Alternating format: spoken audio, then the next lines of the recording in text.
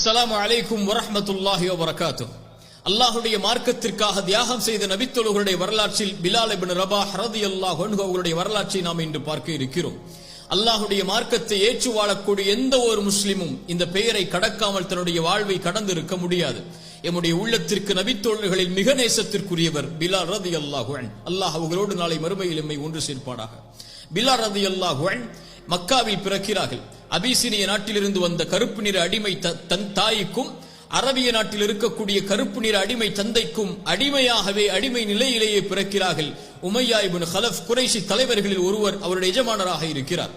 ஆரம்ப காலத்தில் அபிசீனிய மதத்தை பின்பற்றி வாழ்ந்த பிலால் ரலியல்லாஹு அன்ஹு அல்லாஹ்வுடைய தூதர் ஸல்லல்லாஹு அலைஹி வஸல்லமுடைய வருகையை தன்னுடைய எஜமானர் வாயிலாக செவிமடுக்கிறார்கள். உமையா இப்னு கலஃப் வாயிலாக அவர் பேசுகிறார். முஹம்மது என்ற ஒருவர் வந்திருக்கிறார் நம்முடைய குடும்பத்தில், அவர் அல்லாஹ் இறைவன் ஒருவர் என்கிறார், நம்முடைய சிலைகளை பொய்ப்பிக்கிறார் என்ற கொள்கையை கேட்டவுடன் அல்லாஹ்வுடைய தீனை ஏற்றுக்கொள்கிறார் பிலால் ரலியல்லாஹு அன்ஹு.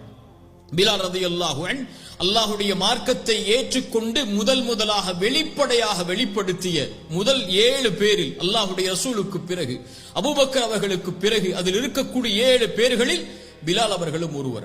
அது மட்டுமல்ல, அல்லாஹ்வுடைய மார்க்கத்திற்காக முதலாக வேதனைக்கு உட்படுத்தப்பட்ட தீனுக்காக மார்க்கத்திற்காக கொடுமைப்படுத்தப்பட்ட நபித்தோழர்களில் அவரும் ஒருவர். உமையா இப்னு கலஃப் பிலால் ரலியல்லாஹு அன்ஹு அடிமையாக இருந்து அந்த அடிமைத்தனத்திலிருந்து வெளியேறுவதற்காக படைத்த இறைவனை ஒருமைப்படுத்துவதற்காக ஏகத்துவ கொள்கையை ஏற்றுக்கொண்டவுடன் கொடுமைப்படுத்த ஆரம்பிக்கிறார். அரபிய பாலைவன அந்த சுடு மண்ணில் படுக்க வைக்கிறார். அவரை இரும்பை கொண்டு சூடு காட்டப்படுகிறார். அவருடைய கழுத்தில் அரிகண்டங்கள் மாட்டப்பட்டு அவர் பாலைவனத்தில் இழுத்துச் செல்லப்படுகிறார். குறைஷி சிறுவர்களை அழைத்து வந்து பிலால் அவர்களை கைகளை கட்டி அந்த பாலைவன சூட்டில் இழுத்து கொண்டு போக சொல்கிறார்கள். கல்லா எரியப்படுகிறார்.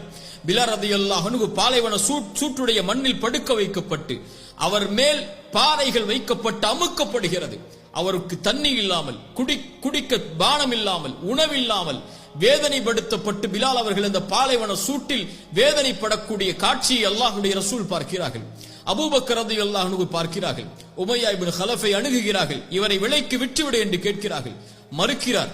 அபூபக்கர் சித்திக் ரலியல்லாஹு அன்ஹு அவர்களை விலைக்கு வாங்க எப்படியாவது அந்த வேதனையிலிருந்து வெளிப்படுத்த வேண்டும் என்று ஆசைப்படுகிறார்கள். உமையா இப்னு கலஃப் பிலாலை பார்த்து சொன்னார்கள், பிலாலே, உன்னை நான் விடமாட்டேன். இந்த லா இலாஹ இல்லல்லாஹுவை படைத்த இறைவன் ஒருவன் என்று ஏற்றுக்கொள்ளக்கூடிய இந்த கொள்கையை நீ விட்டு வெளியேறு. முஹம்மதை பொய்ப்பித்து விடு. லாத் வல் உஸ்ஸா என்னுடைய தெய்வங்களை நீ வணங்கக்கூடியவனாக மாறிவிடு. பிலால் சொன்னார்கள் ஒரே வார்த்தையாக, அஹதுன் அஹத், அஹதுன் அஹத், இறைவன் ஒருவன் தான், இறைவன் ஒருவன்.